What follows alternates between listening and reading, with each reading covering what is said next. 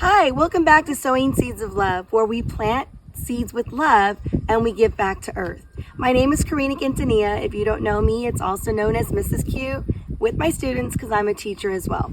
Today, I'm so excited to have you back because we are going to start a new series where we start planting seeds.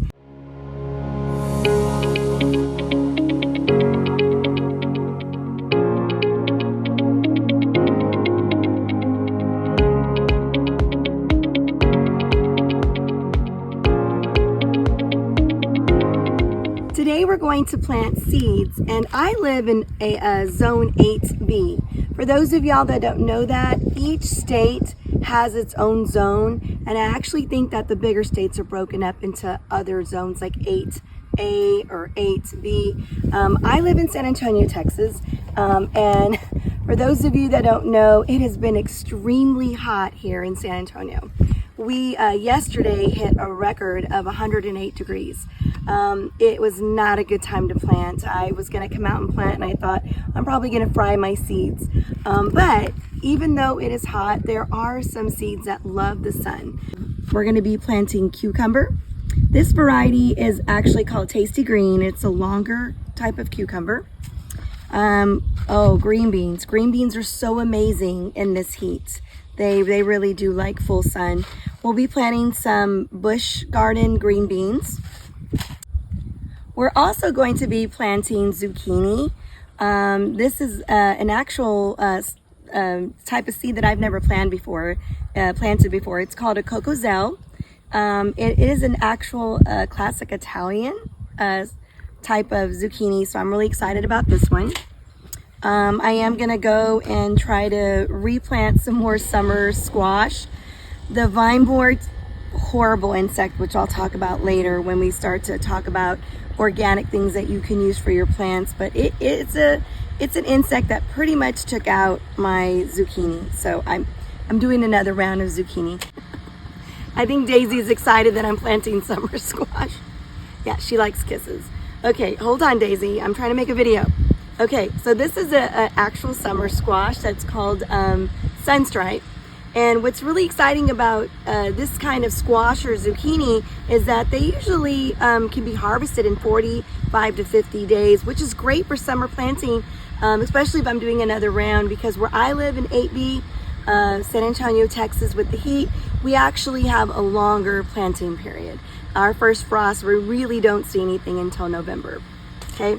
Something that I'm gonna actually be tucking in underneath some of the other plants as I plant today is spinach. This can actually be kind of tucked in some of those plants that have or provide more shade.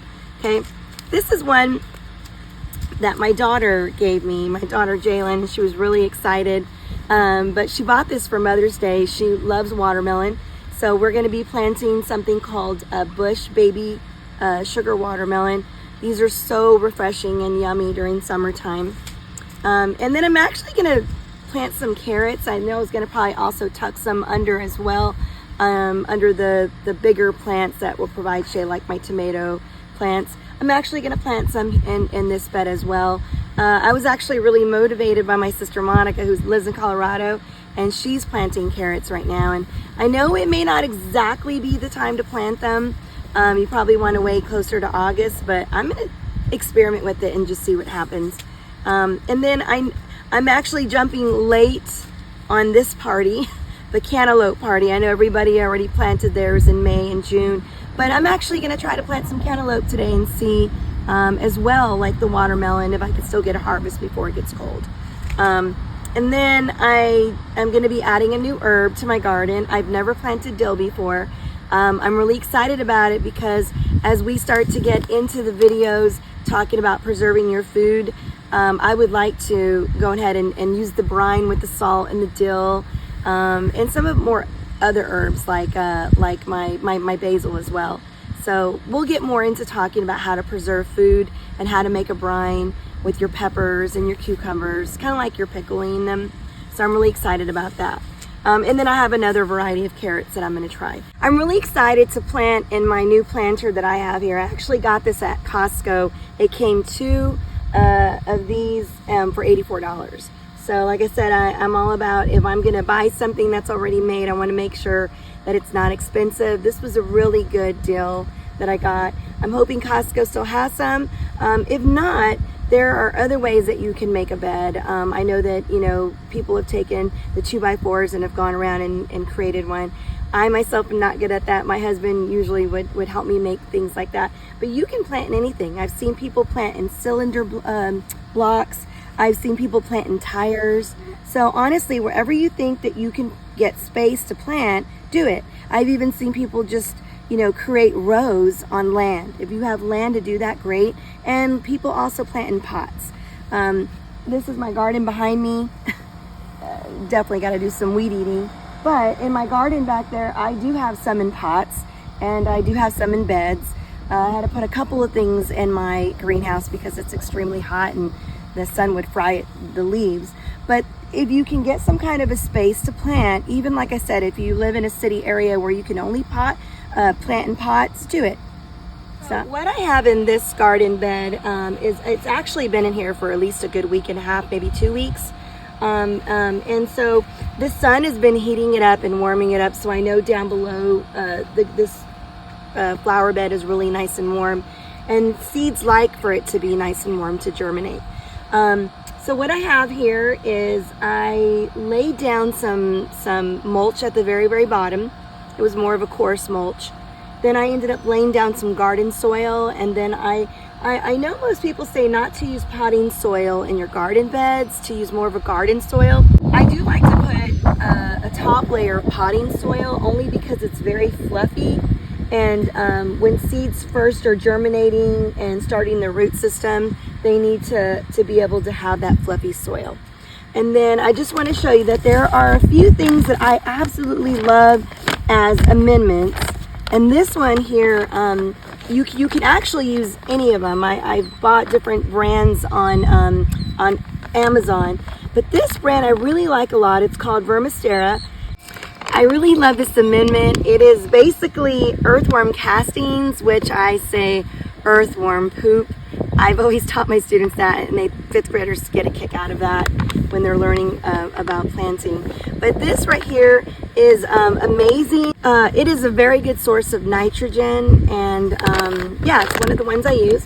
I also like to use a little bit of blood meal. I also like to use a little bit of bone meal, but I don't have any bone meal on hand with me. I've used it all. But anyways, we'll be using a little bit of the blood meal. And then, since my compost is not quite ready yet, I've used the rest of it in my garden. I went ahead and bought this black cow. It's a cow manure, and it's basically going to act like the compost. And yeah, this is really good stuff. I actually called this, instead of calling it liquid gold, I call it black gold because it's amazing and it's very rich with nutrients. Normally I don't use this in my other beds, but today I decided to use it because I'm going to be putting what sections I'm planting with what. And usually what I do is I just take a clothespin, write down what the plant is, and just clip it. Or sometimes you can use a craft stick, write down what you've planted and just stick it in the ground. And then that way you don't come out and go, wow, you know, those are sprouting. I wonder, I forgot what I planted here. So it's a really good thing to make sure that you're marking down what you're planting. So I'll be using clothespins today and a marker and writing down what I planted. Okay, so what I'm going to go ahead and do today is I'm going to just go ahead and put about, I would say I'm going to put about a cup or half a cup, it's more like a half a cup of this amendments, the earthworm castings. And I'm just going to put it in all the little squares. This is a 16, it's got 16 little areas. And I'm just going to go ahead and go through, put anywhere for about a half a cup to, I'm going to say half a cup.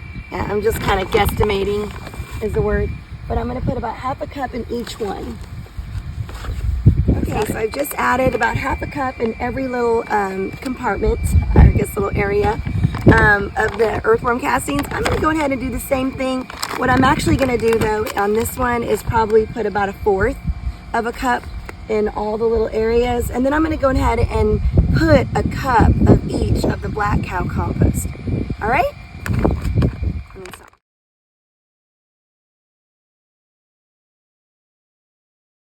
now what I'm doing is I'm just mixing it all back in, just kind of mixing it, almost like you're scratching it in. You just want to make sure it's all in there, nice and loose. Like I said, this has been sitting here for about a week, so it's definitely warm. Just want to make sure we get it all mixed in there, nice and fluffy before we put the seeds in. By the way, I just want to let you know, I'm doing this about 8 o'clock at night. It is way too hot to plant anything during the day. And actually I spent my morning watering and pulling weeds, so I didn't get a chance to plant. So that's what I'm doing right now. Last one. Let me come over here. This last one. Just kind of mix it all in there. It has all these nutrients for my new plants.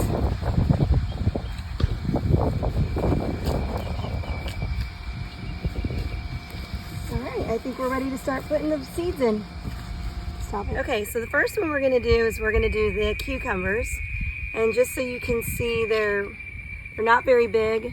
You don't want to put the whole packet in there, obviously.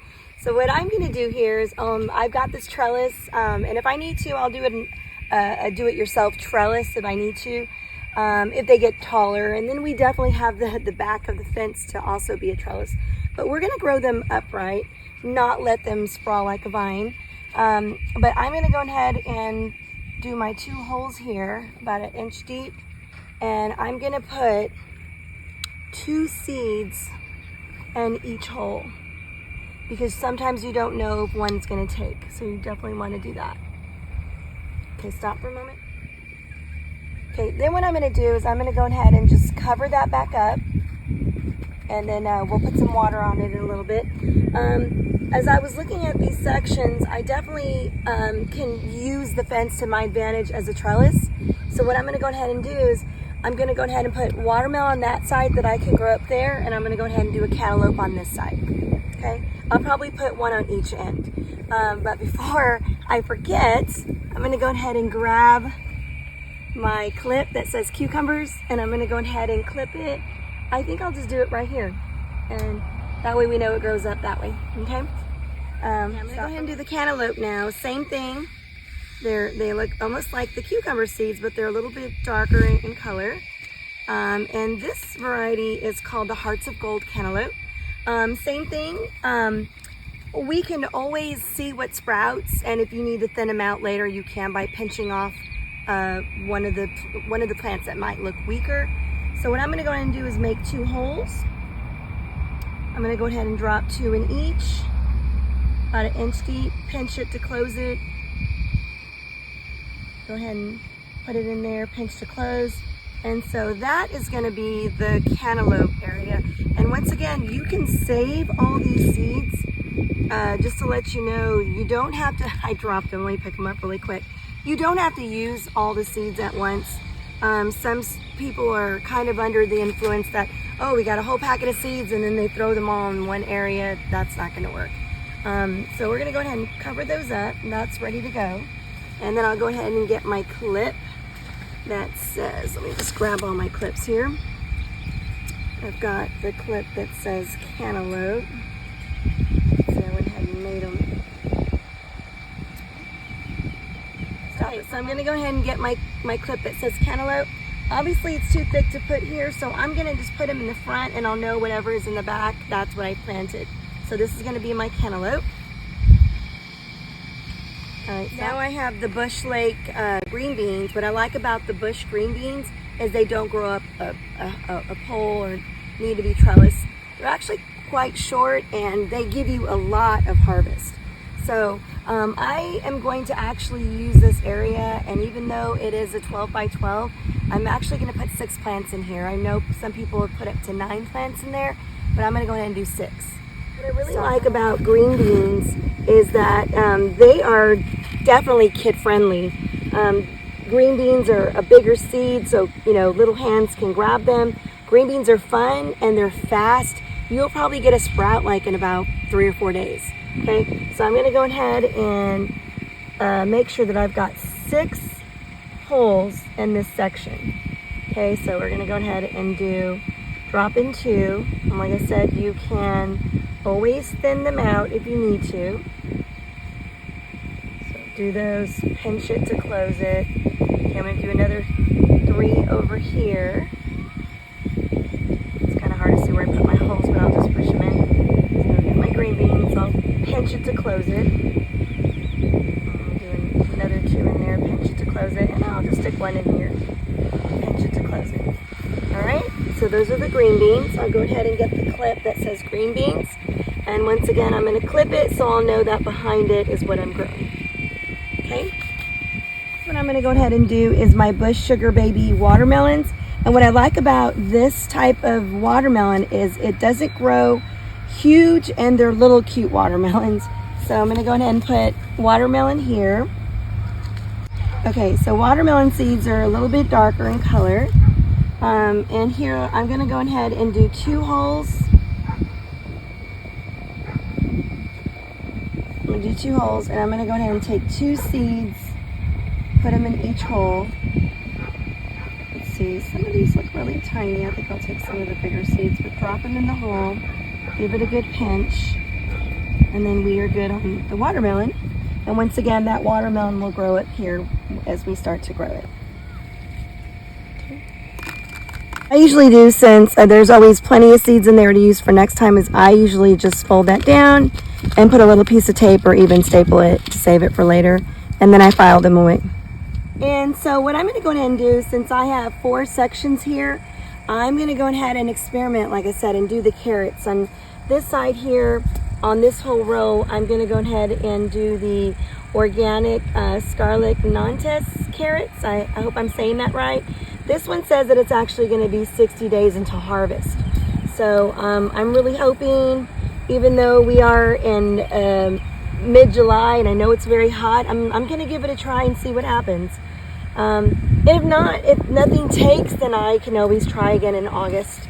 This one is called the Danvers 126, and it says here that it says Delight in Danvers 126 Crunch and classic sweet flavored, pulled straight from the garden, excellent in heavy soils and resistant to cracks and splits. So we'll see how that works. So I'm gonna go ahead and plant that, and because these 2 rows are carrots, I'm just gonna go ahead and stick that. I think I'll stick that right here and just know that these 2 rows are gonna be carrots.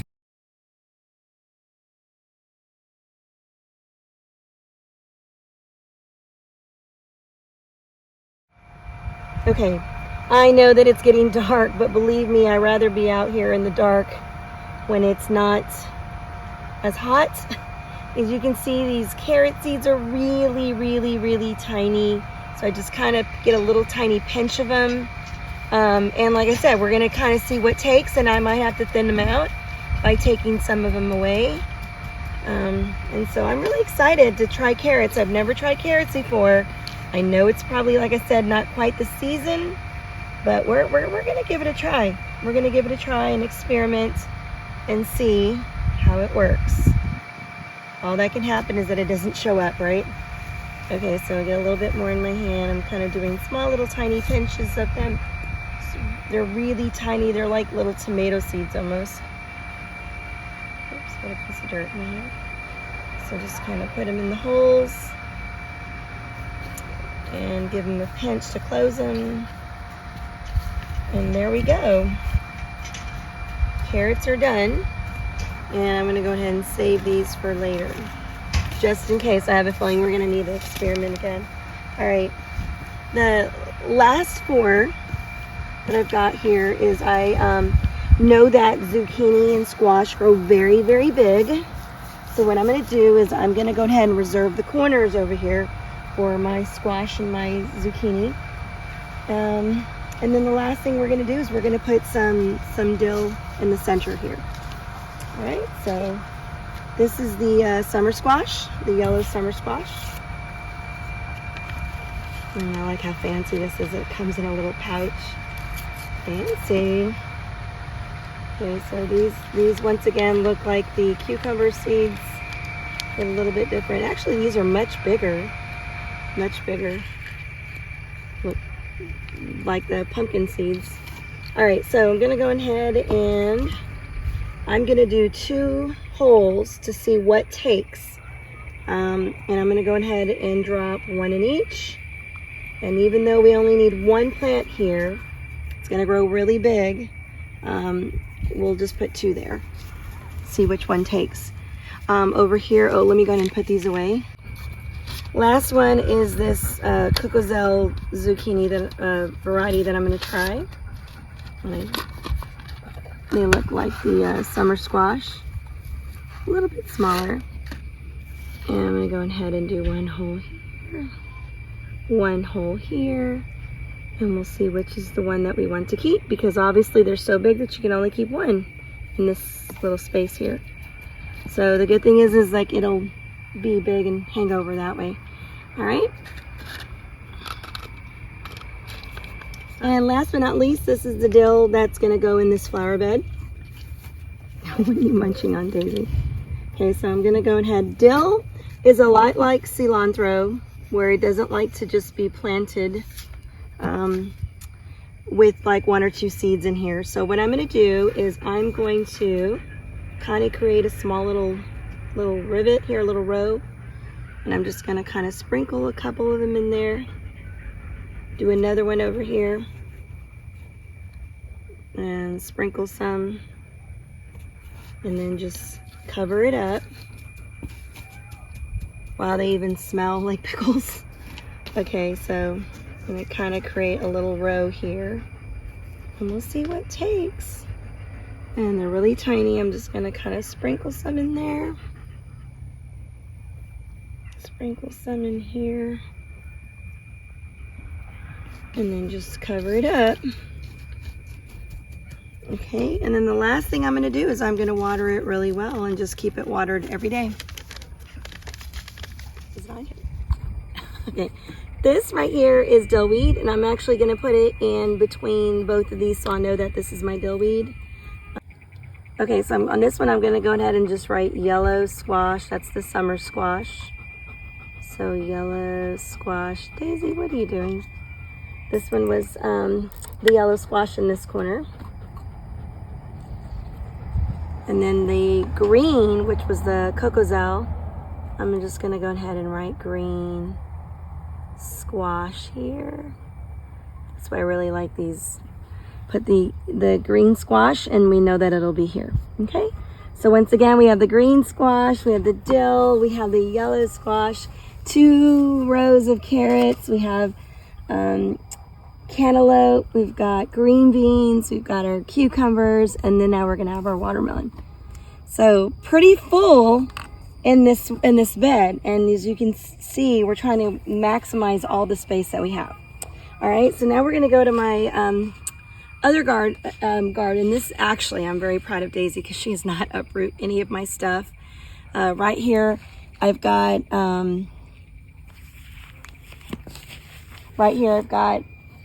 some flowers for my pollinators. I've got a salvia, I've got some esperanza, which are the yellow bells, and then over there I've got the firecrackers. It's like a butterfly bush, but anyways, those are going to be calling in pollinators, which are going to be good for some of these vegetables. And we'll talk a little bit more about pollinators later. But anyways, I'm very proud of Daisy because she hasn't ripped them apart. I mean, she's becoming to be a big girl, and hopefully she doesn't mess up this vegetable garden here. Okay, so now we're back in my garden, and as you can see, I have a cherry tomato plant and another tomato plant. But notice how I have this open space. And so what I'm going to do is I'm going to go ahead and use spinach, because spinach, it could be heat tolerant, but if it gets too much sun, it tends to get a little bitter. So what I'm going to do is in this little area that stays pretty well shaded during the day, and of course I'm doing this at night, it's a little bit cooler with our hot temperatures that we've been going through, but I'm going to go ahead and just make sure that this ground here is pretty much softened, broken up. It's been getting watered, but obviously nothing has been planted here. So I'm going to end up putting probably about 3 or 4 spinach areas. So I've dug my little hole. I didn't put my gloves back on, but I'm going to get about 3 little seeds, pinch it, put them in there, I'm gonna make another little hole over here, about 5 inches away. And I'm gonna go ahead and drop about 3 seeds in there. Okay, and then I'm gonna go ahead and go right here, about another 4 or 5 inches away, and add another spinach. And then that way, you know, this area is gonna be utilized, and we'll grow some good greens in there to eat with salads. I also have some basil. They say it's really good to grow basil near tomatoes because of insects. And I've got another marigold coming up. Turn it off. All right, and then I went ahead, and since I don't have my craft sticks here, I just went ahead and stuck a clothespin in there. It says spinach. And then I'm gonna go ahead and water that as well. So the last thing we're gonna do is we're gonna water, and I've got a wand here. I just put it on shower, and I just wanna make sure that I don't disturb the seeds. I wanna make sure everything's nice and watered. I don't want it full blast, just kind of a low shower like that. And I'm just gonna go and get everything wet. On the positive side, it's kind of good that we plant it at night, because I know that they do say that some of the seeds, you should soak them in water before you plant them. I don't ever do that. What I just do is make sure that I planted late evening, just get it watered very, very well. And then the next morning, the sun comes up, warms them up, and hopefully they're gonna germinate. So in a couple of weeks, we'll come back and we'll check and see what is sprouted and what is not. And like I said, I'm not really worried about it, because if it doesn't sprout, I'm gonna stick something else there. I'll probably put some green beans or something else that likes heat. So thank you so much for joining me as we do planting day. I should say planting evening into night. Jalen, you enjoying that? Last thing I want to say, guys, is when you're done planting, I always say a prayer over my plants. I think it's so very important that I honor and praise God and thank Him for my harvest before we even harvest anything. I don't think that's weird, but I just think it's good to praise God and thank Him and honor Him in all ways. So don't forget when you're done planting. Say hi, Jalen. So don't forget when you're done planting, sowing seeds of love, make sure you pray over your plants. God bless.